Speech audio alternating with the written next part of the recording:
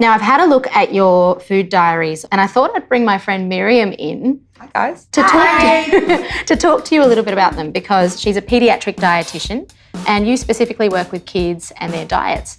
What is this paediatric dietitian that you speak of? So basically, guys, what I do is I talk to children of all different ages about what are good things for our bodies so that we can grow up big and strong and to fuel all the different activities that we do. Do all kids have something that they do like and something that they don't like?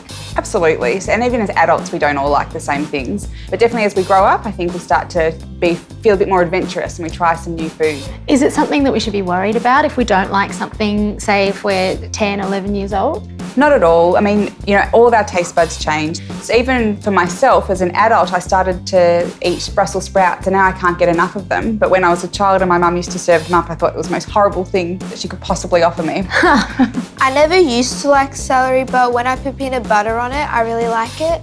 Why is that, Miriam? Celery does have a very distinct flavour, so it could be that, the peanut butter, which is a very, very strong flavour, is really taking over. So you've got the beautiful crunch of the celery, which you don't mind, and the flavour of the peanut butter.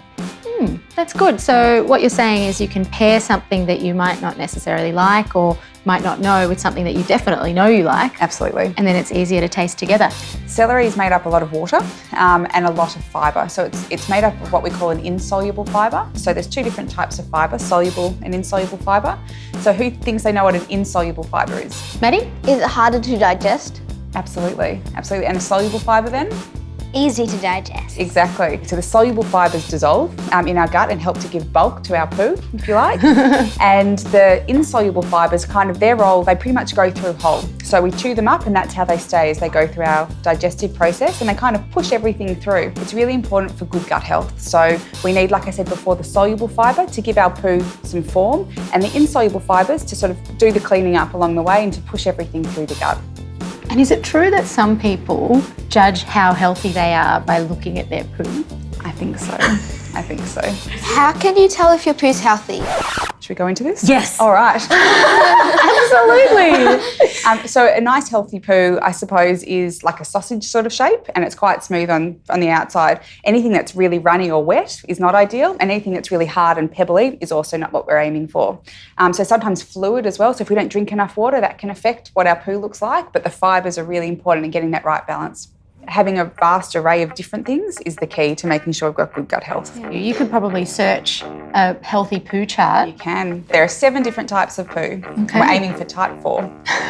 Billy?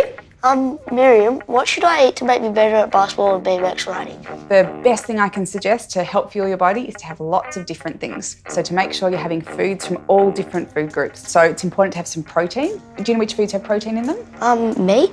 Yeah. Anything else? There's tofu. Absolutely. So it's our meat, fish, chicken, eggs, nuts, seeds, legume things. And then to also make sure you're having a really broad range of different colours of fruit and vegetables. So green things, red things, yellow, orange, all sorts of different colours, white and brown, to make sure you're getting all the nutrients that your body needs. Because when you're playing basketball or BMX riding, you burn up lots of energy and we need to make sure you've got all the petrol for that. But also you might get little injuries. We need to make sure you've got all the nutrition to make sure you stay well.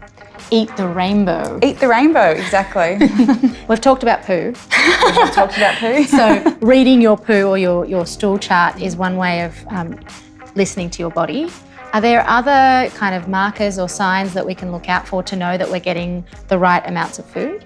As children, you guys should have lots of energy. You should be able to get through your day, to concentrate in class, to do all the activities, whether it be basketball or BMXing or running or just dancing. Doesn't matter what it is. You should have all the energy to do that. So if you're feeling particularly exhausted, and it's not because your little brother kept you up last night, but actually because, you've had a good night's sleep and you're still feeling, not quite right, it means you really need to have a look at, am I having lots of different things and where can I perhaps incorporate a new colour or a new texture or something like that. And definitely keep trying and keep exploring different things. As you keep getting older, your taste buds will change and mature and lots of these other flavours will really appeal to you. Eat the rainbow, supernaturals. Eat the rainbow. Who? Don't ask.